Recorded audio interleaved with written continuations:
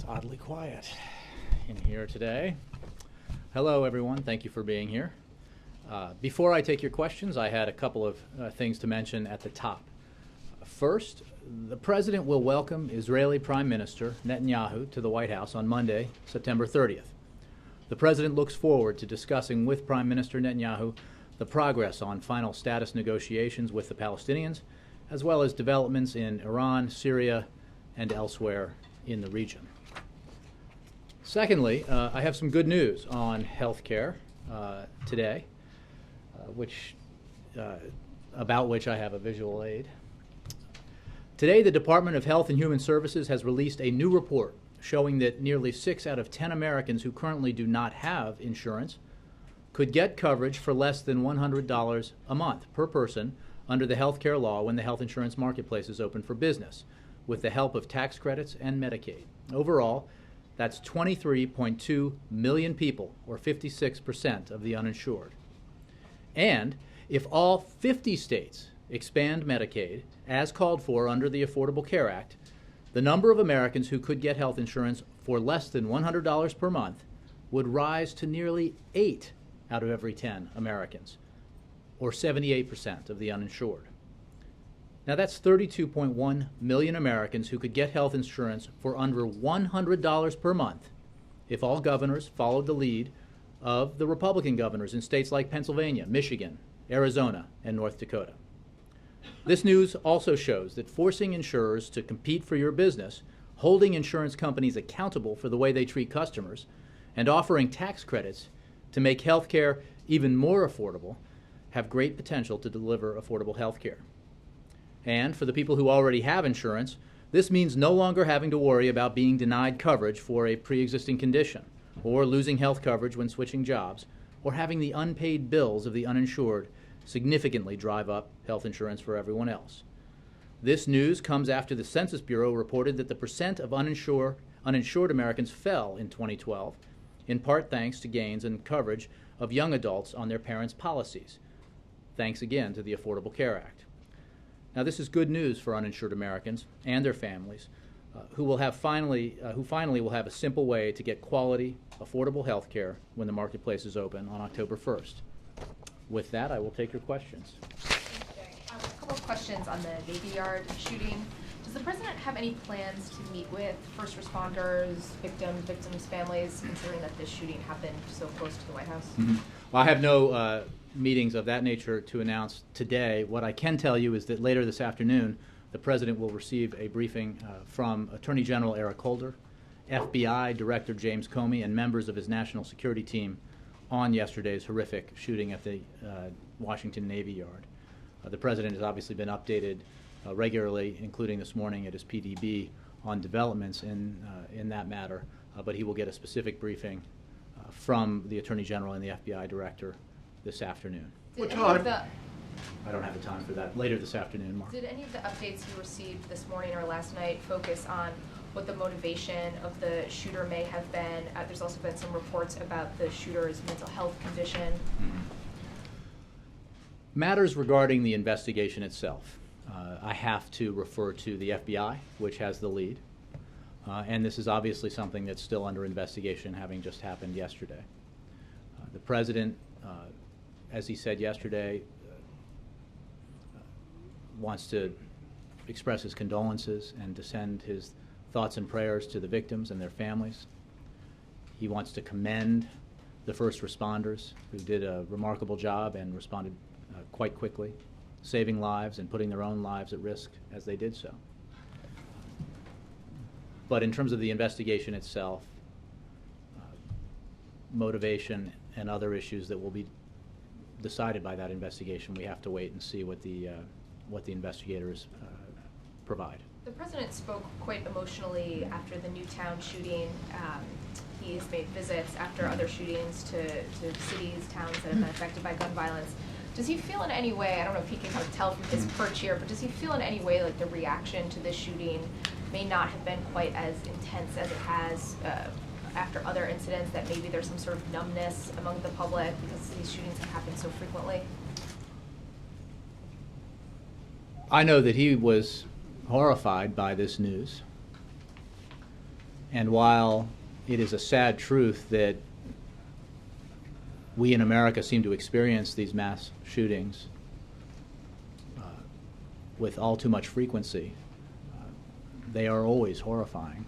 And the senseless violence and the senseless loss of life is a source of great pain for those who experience it in those communities, and for everyone here in America, I think, who watches the images and can imagine the fear associated with an event like that. So I certainly don't have an observation from the President along those lines to make. When it comes to Newtown, I think it goes without saying that there's a particular horror when the victims are so young. And just one quick one on Brazil. We obviously got the statement right before we came out here. Does the White House see this decision by Dilma Rousseff to cancel this state dinner as a setback for this relationship, which the U.S. has really tried to cultivate and grow for the past few years? I think it's because the relationship is so important and because it has so many facets that the President agrees with this decision that they made together to postpone the visit. And they both look forward to that visit, which will celebrate our broad relationship. And the President believes, and President Rousseff believes, as I understand it, should not be overshadowed by any single bilateral issue, no matter how important or challenging the issue may be. And we're certainly acknowledging that the concerns that these disclosures have generated in Brazil and other countries. Was this decision made in their phone call last night? It was discussed in their phone call last night and finalized, yes. Yes? Jay, on the Navy Yard, the suspect apparently had a clearance to access that facility despite a history of mental problems. Does the President have any concerns about the clearance process and who's allowed to have access to facilities like that merits review? Well, I'd say a couple of things. There's obviously been a variety of reports, and all of these matters are under investigation. And as we've seen in this incident, as we do so often, some reports may or may not be true, and so I'm certainly not going to comment on an unfolding story, especially one that's under investigation by the FBI. On the broader issue of clearances, as you know, DNI is currently undertaking a review of security clearance policy for certain contractors. And I can tell you that at the President's direction, OMB is examining standards for contractors and employees across federal agencies. So this is obviously a matter that the President believes and has believed merits review. Is DNI thing in the wake of this? The DNI, no, that was announced previously. The OMB action is something that is getting underway. On the budget, quickly, a number of Democrats are now endorsing the idea of so-called clean CR, even though there are concerns about enshrining the post-sequester levels of funding. You had said the other day that the President would be supportive of that as long as the clean bill is still his position. Well, a short-term clean CR that would allow Congress the time to reach a broader agreement is something that we could accept. Unfortunately, what we've seen from some Republicans is a desire to refight and relitigate old battles and to be willing to shut down the government, doing harm to the middle class, and to be willing even to allow the United States to default, something we've never done in our history, if they don't get what they want, which is to achieve through this kind of procedure what they could not achieve when it was passed by the House. This is Obamacare, passed by the House, passed by the Senate, signed into law by the President, upheld as constitutional by the Supreme Court of the United States, and a law that we are going about the business of implementing, and a law that has already produced tangible benefits to millions of Americans.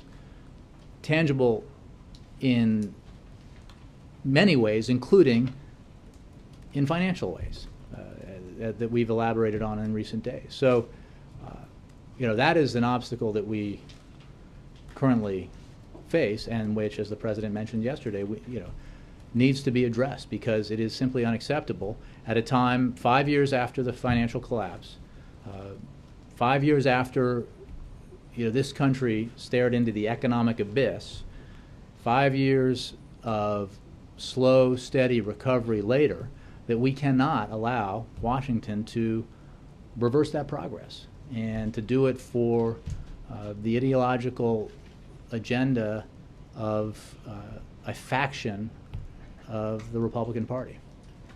What would the president hope to accomplish in that period of the short-term CR, the broader issues, and does he intend to remain passive in this process with so little time left? The idea that he's passive is, of course, disproven by the facts, but the president has put forward a compromise budget proposal that anybody who looks at will say, if he or she is serious, represents hard choices by a Democratic president when it comes to entitlement savings, and asks for, in return, hard choices by Republicans when it comes to a balanced approach to reducing our deficit. That's the way that we should go about the business of continuing to deal with our deficit. But Republicans aren't even talking about that anymore. It's hard to when the deficit has come down by half since the president took office. Instead, they're talking about basically hitching the fate of the economy, the American economy and the global economy, to their ideological agenda, which is to continue to fight the battle over the Affordable Care Act, a law that, as I said today, is producing enormous benefits for the American people and will produce even more for millions and millions of uninsured Americans who, until this law passed and until this law gets implemented, have not had access to affordable care, but will because of this. They want to overturn that, and they have no alternative. Their answer to those millions of Americans is tough luck. Tough luck. And by the way, if I don't get what I want, they say we're going to, set all that progress aside and reverse course. That's a terrible approach. Jim. Jay, I know Ed asked this yesterday, but you had a day to reflect. Still a good idea for the president to give what was a very partisan speech yesterday, even after what happened over at the Navy Yard? Look, I understand some Republicans are trying to make something of this. The president spoke about the Navy Yard at the very top of his briefing. He talked about the cowardly act that had taken place, the tragedy that was unfolding, and the loss of life. And he called for and demanded a seamless investigation, but with federal and local law enforcement officials, and that is what we're seeing now. It is a fact that we have very little time for Congress to act, and the consequences for the American economy of Congress failing to act would be significant. And it is absolutely important, part of his job, to talk about that to the American people. And far from being a partisan speech, the president made clear in his speech that many Republicans on Capitol Hill agree with him that we should not go down the road of threatening to shut down the government or defaulting on our obligations in the name of some partisan agenda item or partisan pursuit.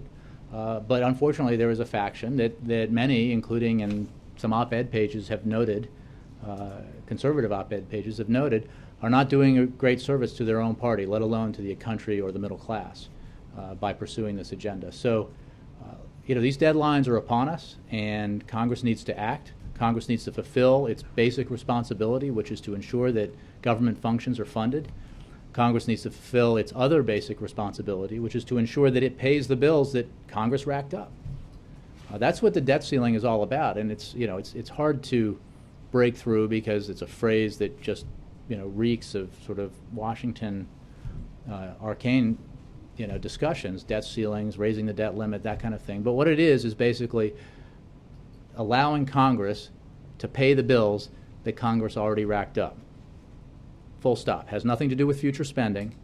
It has to do with the United States of America being true to its obligations. And Jay, Navy Yard, Newtown, Tucson, Aurora, Fort Hood, is the president concerned that his presidency will be marked by an inability to resolve this issue of mass shootings? The president believes, and I think has shown, that we ought to do everything we can to implement common sense measures to reduce gun violence in America. He came out with a comprehensive plan to do that included calls for legislative action in Congress, as well as numerous executive actions that his administration could take without Congress. The President has and his team have acted on all of those administrative actions and have added to those administrative actions. As recently as a couple of weeks ago, we had an announcement about 2 more executive actions that the administration is moving on. And he has not in the least hidden his displeasure and disappointment in Congress for its failure to pass legislation that's supported by 80 to 90% of the American people, by majorities of the American people in virtually every state in the country. I mean, you could not define a case of Congress or a minority in Congress, a minority in the Senate, taking its cues from a narrow special interest better than this, right?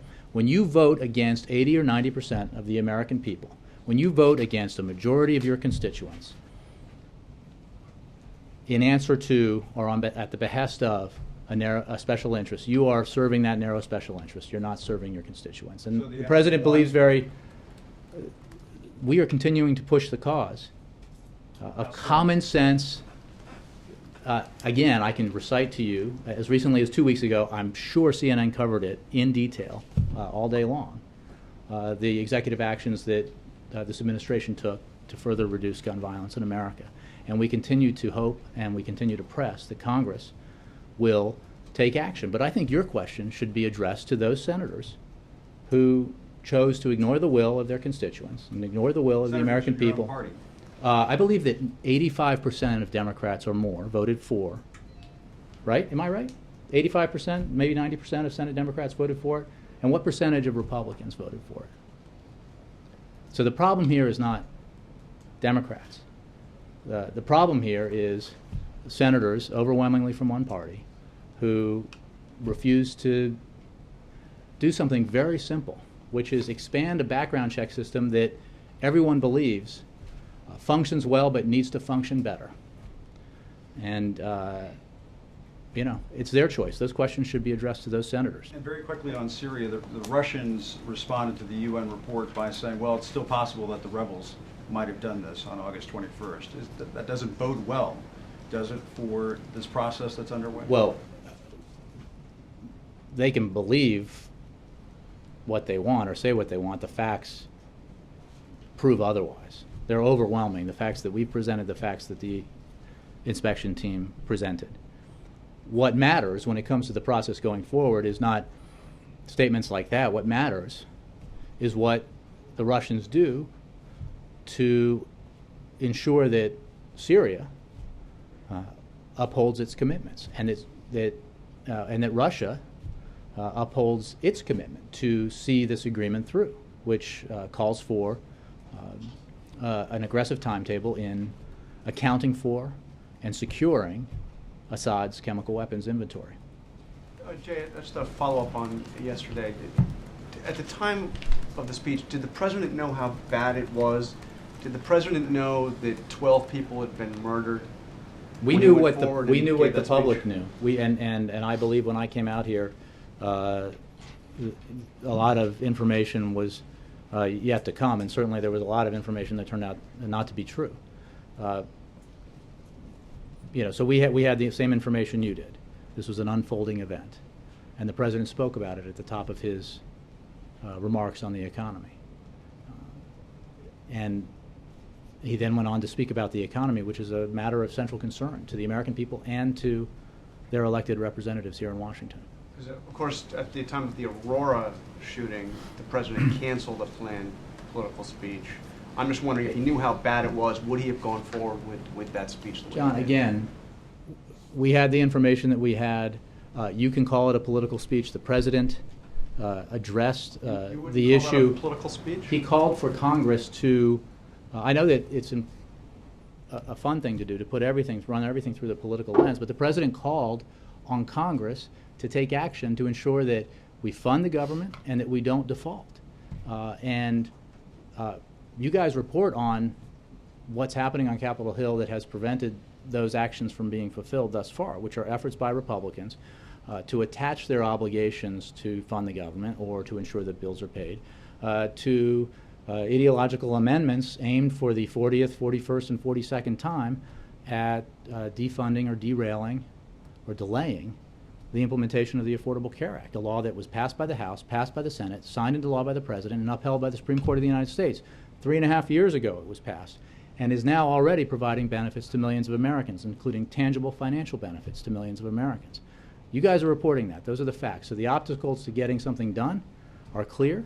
The President called on those who are throwing up the obstacles to move them aside so that we can make progress in the economy for the American people. Okay, and on Syria, I know the threat of force is still out there. I'm wondering, when the President spoke to the nation, he said that he asked the military to keep its current posture. Is that going to happen indefinitely? Those warships that are in the region are going to be there indefinitely? Are we still... I would address questions about force posture to the Defense Department. What I can tell you is that what the President said remains true today, which is that he asked the military to maintain its force posture. We'll obviously keep you updated on that, but the President made clear, and I will reiterate again today, that it was the credible threat of U.S. military action that helped produce the diplomatic breakthrough that we've seen, diplomatic breakthrough that needs to be fulfilled, and we are working very closely with our partners in New York at the United Nations, as well as obviously with the Russians, to move forward on implementing that agreement. But in the meantime, the force posture remains the same, and the threat of military force, the military option, remains on the table. Just a clarification on Brazil. I understand you regret the leaks that have caused all this, but does the President also regret the fact that the United States spied on the Brazilian president? I mean, that's what her objection was, her and other Brazilians. Is there any regret of the actual underlying issue that has the Brazilians so upset? Well, I'll say a couple things. One, the President made clear that he is committed to working together with President Rousseff and her government to move beyond this issue as a source of tension in our relationship. And, we've addressed this when it comes to Brazil in the past, as well as to other countries. As a broad matter, obviously, this country collects intelligence, as do most countries. That's a simple fact.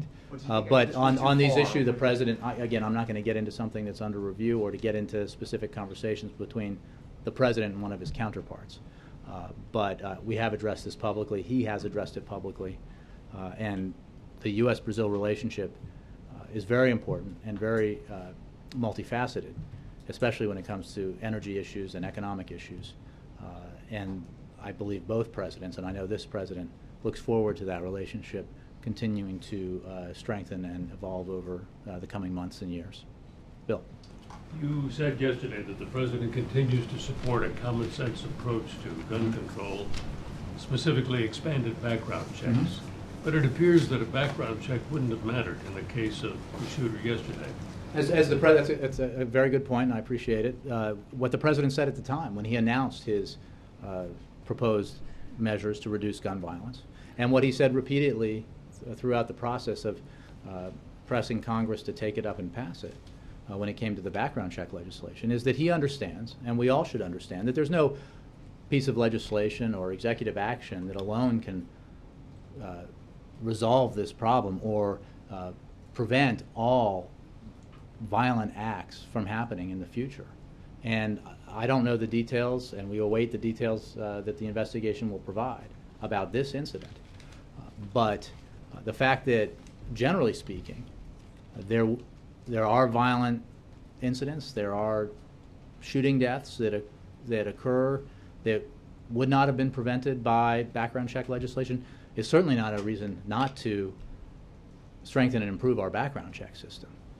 It's a cop-out to suggest that that is a reason not to do it. The background check system is an important aspect and an important tool available to law enforcement, and we need to expand it in a way so that there aren't giant loopholes, so that it applies across the board. This is pretty simple stuff, again, supported by overwhelming majorities of the American people. And it was an unfortunate day when a minority in the Senate, remember, a minority in the Senate, blocked that legislation from moving forward. Can you imagine getting that legislation through in this Congress? I imagine that it will remain the right thing to do, and that with constituents and reporters and others, as well obviously as the president and others, reminding Congress that this is something that 80 to 90% of the American people support, and that it is common sense, and that it in no way infringes upon American Second Amendment rights, that this can and should get done. But we're obviously aware, we all witness the obstacles here. We all witness the power of a narrow special interest to influence a vote against the will of 80 to 90% of the American people. And that's the world that we live in, but we have to keep pressing forward. Next week in New York, would the president be open to meeting, perhaps not arranged in advance, with Iran's new president? What if they meet in the hall? This has happened before.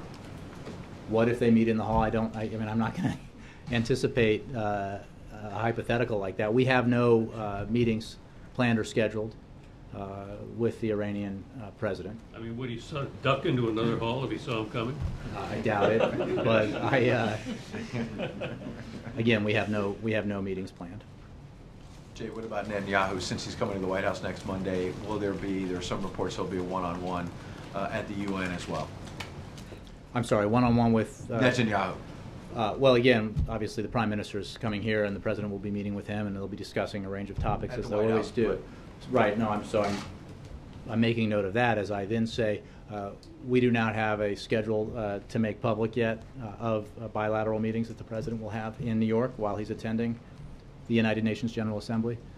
He traditionally does have some bilateral meetings, and when we have that schedule for you, we'll make it available. On Syria, the President, in his interview with ABC, talked about the problem on the policy was how it was sort of rolled out, and that Washington is too obsessed with style points.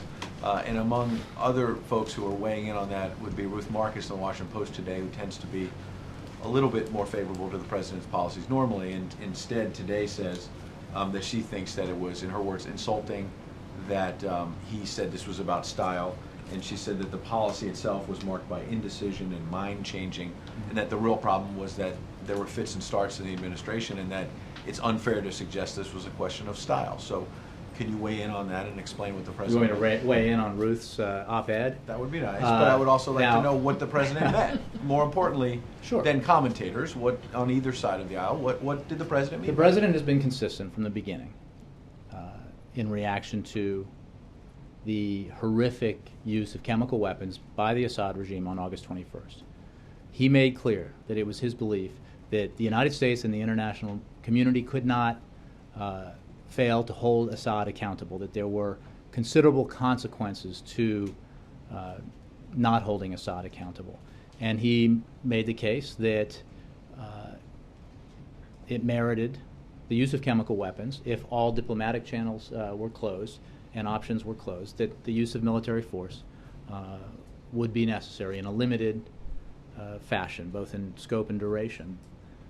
And he made that case, and he believed that because the threat was not imminent to the United States, as he articulated in the Rose Garden, that it was the right and appropriate thing to do to seek authorization from Congress, because, as he said, we are stronger when we act together and we are united. He understood on that day and every day forward that this was a tough argument to make to representatives of a people who have grown understandably weary of war after a dozen years of conflict in the Middle East, including 2 extended land wars. So he understood that clearly. But the President's position has been clear throughout, and it was because of the positions he took, which again may not have won a lot of points from the judges on style, but because of those positions that he took and his insistence on the need to hold Assad accountable and the threat of force that he put on the table, we see the diplomatic developments that we've seen in the last week, and I think that is irrefutable. It is simply the case that until a few days ago, Bashar al-Assad insisted that Syria did not possess chemical weapons. Not only does he now admit that they possess chemical weapons, they're saying they're willing to give them up to international supervision to see them destroyed, and they're willing to sign the Chemical Weapons Convention, a treaty that they, almost alone in the world, refused to sign for 20 years. the Russians, who have posed significant challenges over the past 2 years during this conflict, including on the issue of holding Assad accountable for the use of chemical weapons, instead now have moved forward and put their prestige on the line behind an agreement that would relieve Assad of his chemical weapons stockpile, transfer that stockpile to international control for its ultimate destruction. And we will obviously be keenly interested in working with the Russians to ensure that they keep their commitments, as we will keep ours. So a lot has changed, and I think a lot has changed for the better, even as we make clear that actions are what matter here. Agreements need to stick, and people need to be held accountable. Last question in terms of cooperation with Russia on another subject. We have not asked recently, and you have not offered recently, where we are with Edward Snowden. Since there's been more cooperation with Russia on the Syrian situation, is that building any trust toward resolving the Edward Snowden status? Is the U.S. still pressing Russia right now to get him back, get him to the U.S.? What is the status? We have made clear our position to the Russians on this matter, and our position has not changed. And I think the Russians are fully aware of the fact that we believe there's every legal justification for Mr. Snowden to be returned here to the United States to face the charges against him. But beyond that, I have no updates. John. Jay, does the president, this is, and people have gone through this, fourth major shooting in the last year, mass shooting. Does the president believe that, does he want to lead another conversation, whether it's on guns, mental health, video game violence? Does he want to lead another conversation on this, sort of what happened after Newtown? Or to sort of follow up on Julie's question, is there an exhaustion and an acceptance that this is the new normal? Well, he doesn't accept that it's the new normal. He believes that Americans don't and can't accept that. And he continues, as we did just a couple of weeks ago, to press forward in doing what he can through his executive powers to take measures to reduce gun violence, common sense measures, acknowledging, as he did in the beginning and as he does today, that some of this requires congressional action. And we continue to call on Congress to listen to the voices of their constituents and legislate accordingly. Is this all guns, though, in the president's? Absolutely not. And let's be clear, it was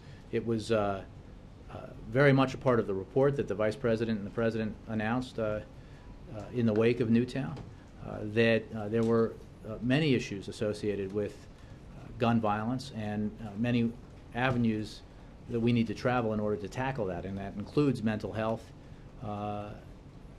matters, and that's very much part of some of the executive actions that the President has taken. Following up on the Brazil question, did the President of Brazil, did Rousseff ask the President to reconsider some of the NSA policies before she would accept? You know, they announced a cancellation, you guys announced a postponement. Is there an expectation that the President will reassure her on X when it comes to what the NSA does and doesn't do before she'll accept another invitation? I believe that the President has talked about the fact that the administration was reviewing some of these matters, and we are discussing in a bilateral way with the countries who have concerns about them, you know, the nature of the work that we do.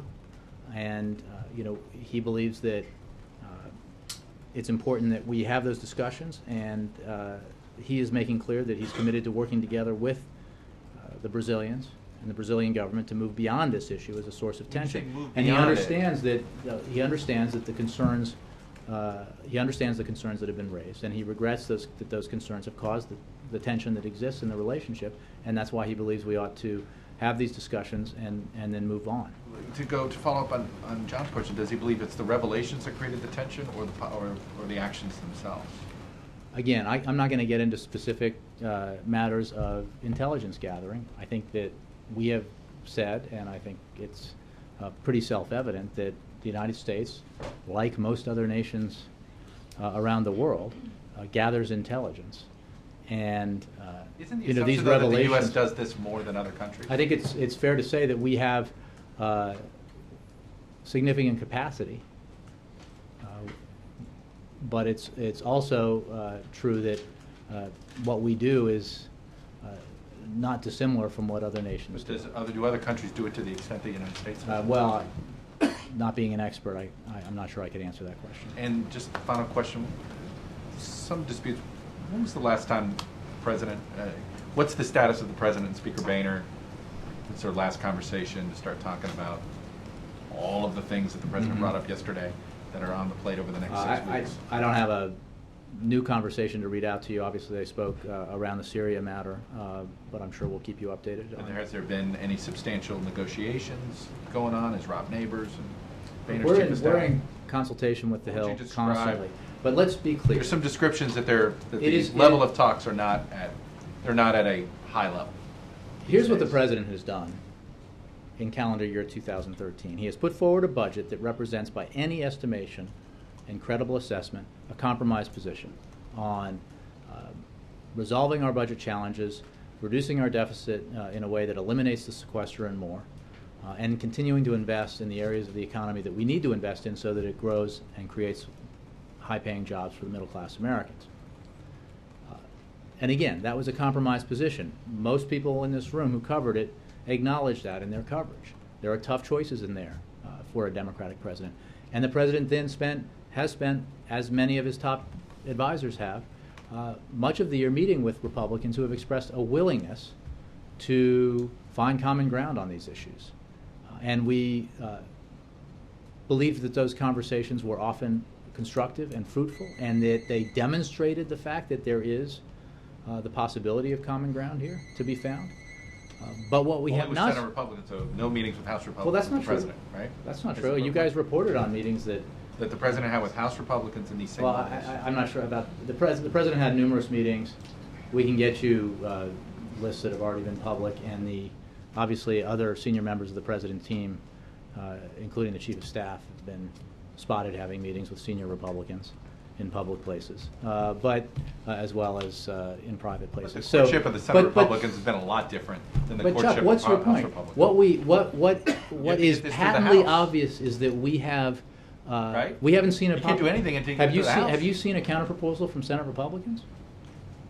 So you're waiting for the Senate I'm Republicans? just asking, have you Who are seen any who are you proposal from any negotiating with? Republican The Senate beyond Republicans? a You tell us. proposition beyond a proposition that So you we guys have should not, is what you're saying. we should move forward. Have not what? Have you guys gotten one? I mean, No. Isn't the negotiation going on between you and them, not through us? You know, we have made clear our willingness to be reasonable and compromise. The President did that again on ABC over the weekend. What we haven't seen thus far is anything from the Republicans that represents a similar willingness to compromise when it comes to a broader, more comprehensive budget agreement. In the meantime, Congress needs to fulfill its responsibility to ensure that government functions are funded, and fulfill its responsibility to ensure that for the first time in the history of this country, the United States does not default on its obligations. Carol Lee. Has the president made a decision on a Fed nominee? No. Can you talk more broadly about how you would assess the effectiveness of the White House's strategy on both Syria and the Fed, given that it's come under such criticism? You know, I think that, as I just said with regard to Syria, what matters here is the result. And the result is that the positions the president took, both in his negotiations and in his consultations and in his public presentations, helped produce the result that we see today, which is at least the possibility that we can achieve the goal of military force and then some without the use of military force, by relieving Assad of his chemical weapons and destroying them. That's far more significant than assessments about how it looked as it unfolded. What's important is the result, and the result of his consistency has been the potential for a diplomatic breakthrough. And what about the Fed? I mean, one of by all accounts, the president's not going to be choosing the person who he wanted to choose. Well, again, you guys have reported a lot of things about personnel matters. We have never confirmed anything that you say about who he wants to choose on any position. He makes the announcement when he makes the announcement. And that's as true of his decision for the Fed chairman as it is for any other senior position in his administration or elsewhere where he's able to make nominees. And I would just say on the Fed matter, I'll simply say that the president will have an announcement when he's ready to make one. We're not going to get into his decision-making process or into lists beyond what the president himself said when he talked about both Larry Summers and Janet Yellen. When the president is ready to make an announcement in the fall, as we said he would, he'll make an announcement. Mark. Jay, in that phone call yesterday, did President Obama make one last effort to persuade President Rousseff not to cancel? No, the president agreed with President Rousseff that it was important to celebrate our broad relationship and that that relationship should not be overshadowed by a single bilateral issue, no matter how important or challenging the issue may be. And for that reason, the two presidents agreed to postpone President Rousseff's state visit here to Washington, scheduled for October 23rd. So he knew that she was going to say no, she's not coming. The president, as you know, had a conversation with President Rousseff at the G20, and there have obviously been consultations with and discussions with the Brazilian government ongoing since then and prior to that. Do you know if the state dinner invitations had gone out yet? I would refer you to the East Wing. Yeah. Thanks. Did you Sorry, get Mr. engaged Chair. yet? After you, Martin. I never The president is going to speak to the Business Roundtable tomorrow. You've already talked to us a little bit about that. Do you have any more specifics in terms of the substance of what he's going to be presenting to them? And can you tell us, is he going to have any private time with some of those executives, and do you expect conversation about the next Fed nomination to come up privately? I would not anticipate that the president will be having, conversations about personnel matters. Obviously, anybody that meets with him is free to raise any issue that he or she wants. The president's focus, as is always the case when he meets with this group, is on what we can do together to keep the American economy growing, what we can do to make it grow in a way that creates more good-paying jobs for middle-class Americans, what we can do together to, for example, move forward on comprehensive immigration reform, which has enormous economic benefits for the country and for the middle class, and which I think many of those affiliated with the Business Roundtable would support. So there'll be a host of topics the president will discuss, and he looks forward to the meeting. I wanted to ask you, since the president has not made a decision yet on the Fed, is he continuing to interview potential candidates? I'm not going to, I will not get into the president's personnel process. I will point you to what the president has said in the past, because he was asked about it and talked about Larry Summers and the vice chair of the Fed, the number 2 person of the Fed, Janet Yellen. Again, yes, and beyond that, I'm certainly not going to get beyond the president and what he has said about potential nominees. And obviously, Larry Summers has asked not to be considered, and the process moves forward. And when the president has an announcement, that's when you'll hear what his decision is. Yeah. 2 questions on Brazil. You say that you don't want the multifaceted relationship to be overshadowed by one issue, but wouldn't the best way to do that, to prove that the relationship isn't overshadowed by one issue, to go ahead and have the visit and want a visit so that to prove that this one issue isn't overshadowing it? Well, I think that currently this one issue is a matter of intense focus, especially in the Brazilian media, and obviously of concern for the Brazilian government. And we are working with the Brazilian government to discuss those concerns, and will continue to do that. The presidents felt, and certainly President Obama felt, that it was the right choice to postpone the visit. So he's essentially acknowledged, the White House is acknowledging that it would have been overshadowed, that the rest of the issues wouldn't have gotten any, even if she had come. That I think there's no question that it would have, that the other very important issues would have received less attention, at least from the media, than they might otherwise have received. But also, this continues to be an issue that is a serious matter, and we understand it, and that's why we're engaging with the Brazilians in discussions about it, and we'll continue to do so. And one other question on Obamacare. We've got, I think, 2 weeks before the enrollment period begins. Is there any concern that the events out of the president's control, Syria, shooting yesterday, NSA issues, have made it harder and overshadowed the administration's attempt to kind of get the message out, and that as a result there is likely to be more problems or fewer people signing up than desired? I haven't heard that expressed. I think obviously, we live in general in an environment filled with a lot of issues that are getting people's attention, and I don't think any year that I've been here would be an exception to that. Certainly this has been a year of many things happening that the American people are paying attention to. Meanwhile, we've gone about the business of making sure that enrollment can and will begin on October 1st. And the fact is the public education campaign kicks off in earnest at the beginning of October. From staff and community health centers to public service announcements and outreach efforts. The 6 months from October to March will be key to raising awareness about the new marketplaces and the benefits of the law for Americans. Ads from outside groups, as you know, for years now, attacking the law have been airing. CMS ads and ads from insurance companies haven't, but they will be part of that public education campaign. There are also some efforts actively working to undermine helping people get the facts they need. I mean, it's rather extraordinary if you think about it that some folks, there are efforts underway to prevent Americans from getting benefits that they lawfully could enjoy and should enjoy. Insurers alone say they'll spend $1 billion on advertising. Meanwhile, there will be outreach from HHS, from insurers, grassroots groups, the White House, celebrities, and pharmacies like CVS and Rite Aid. So this will be an ongoing effort. And the fact of the matter is, as I noted at the top of the briefing, there are significant benefits that will be available to Americans who are uninsured and until the arrival of the marketplaces will not have had affordable options available to them.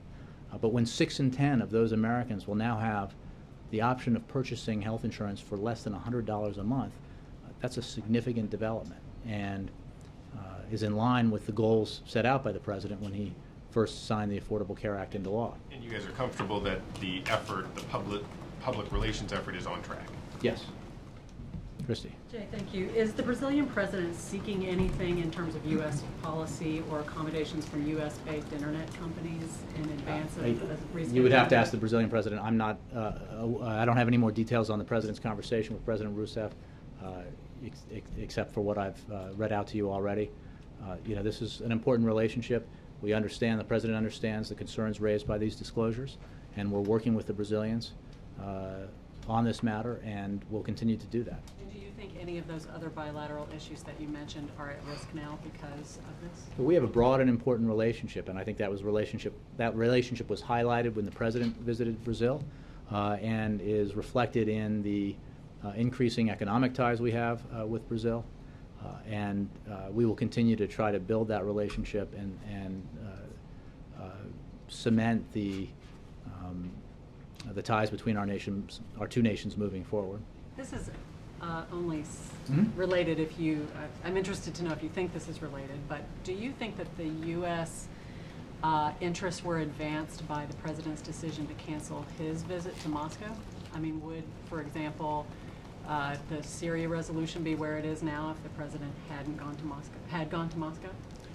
Counterfactuals are always hard to prove, so I don't know. Did it have effect? Do you think it had effect? Look, I think that what we know is where we were 3 weeks ago and where we are today when it comes to Syria, when it comes to the Assad regime's representations about its possession of and use of chemical weapons, when it comes to Russia's approach to Assad's chemical weapons stockpile.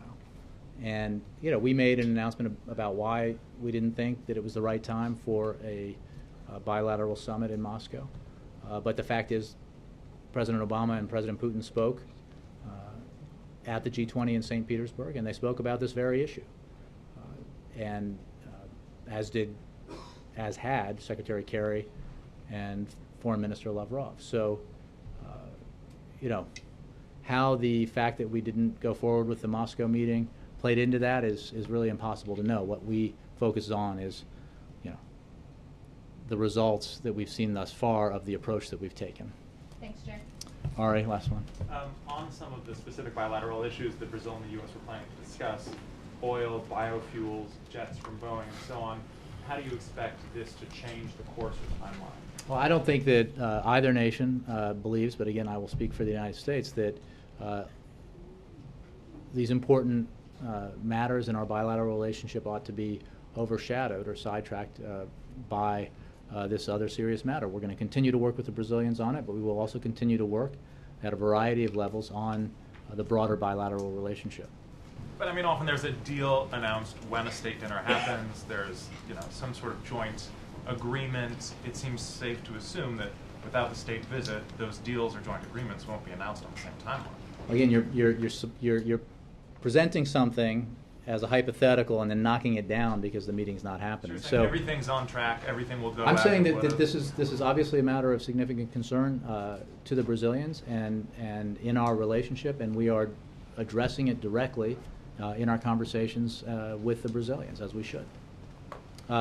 April, Leslie, sorry, I know I feel bad that I didn't call on you two, so go ahead. Thank you. Jay, just moving ahead to this weekend, the President will be addressing the Congressional Black Caucus at their Phoenix Awards dinner Saturday night. And the President recently had the Congressional Black Caucus in for a classified briefing on Syria. They're also a group that is strong supporters of new gun control legislation. What is the President expected to talk about Saturday? And is this speech in the process, in the throes, or is it already finished? What? I don't know the answer to the last question. I mean, these remarks are always in process until they're delivered. But the meeting on Syria was part of a broad outreach that the White House undertook with Congress on Syria and appropriately included the meeting that you referenced. And when it comes to the matter of reducing gun violence in America, the President appreciates the support he gets from many in Congress, including the CBC, and I'd certainly anticipate that could be a topic of conversation. But the President's views on this have been consistent and are known, and when people ask, okay, now what do we do in the wake of another mass shooting, I think that question is appropriately asked not just here, but in Congress, of those senators who voted no to a bill that was pure common sense, that enjoyed the support of an overwhelming majority of the American people. Yeah. I'm sorry, just follow. I want to drill down a little bit more. When you say the CBC was part of a broad spectrum the President met with, he met with them specifically and gave the classified information because this White House understood that many of the constituents of the CBC members were weary of war. That's one. And number two, again, CBC members, their constituents are pretty much in support of gun control because they see rampant gun violence throughout their communities constantly, not just around mass shootings, but on a constant basis. So once again, there are specific issues and also unemployment in the black community, once again, that is higher than the average. So what specifics do you believe the President will address Saturday? Well, again, I just don't have a preview of what the President's going to say on Saturday, it being Tuesday. But I can tell you that all of those issues are ones that concern the President and where he shares the concerns of the CBC. When it comes to the Syria briefings, members of CBC were not alone in being reluctant to entertain another military action by the United States in the Middle East, which is why the President personally with his team held so many consultations with members of Congress and groups and more broadly to discuss why the action that was being proposed was not Iraq and was not Afghanistan, and was not even Libya or Kosovo, but was an